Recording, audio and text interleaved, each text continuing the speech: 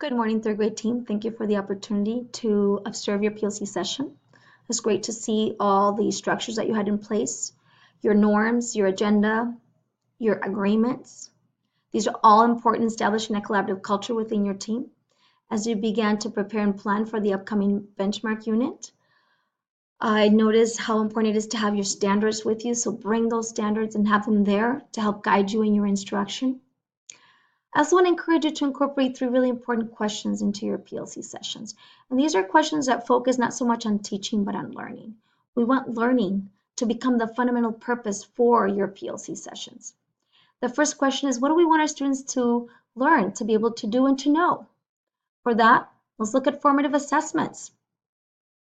As a team, let's look at writing samples to see what are some skills that we know our third graders are lacking.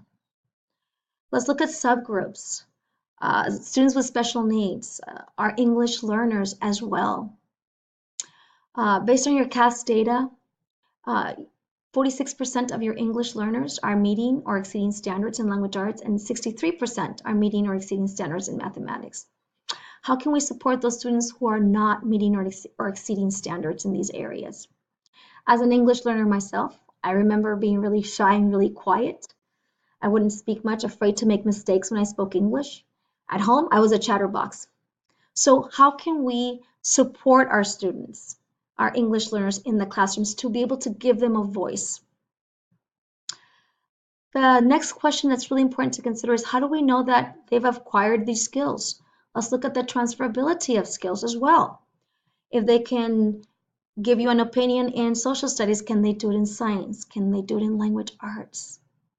And more than anything, how are we as a team going to monitor to make sure that all our students are attaining the concepts and skills that they need to be successful in 4th grade? The third and last question is, what do we do when students are struggling and they're still not meeting standards and they're still not acquiring the skills that we are teaching them?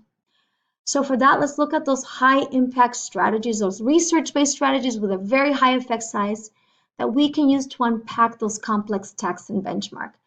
Let's provide linguistic supports for our English learners who are struggling with academic discourse. And more than anything, what interventions as a team can we create for them to support them? I hope that these 3 questions will help shift your thinking from teaching to learning and will help drive the work of all the members in your PLC. Thank you.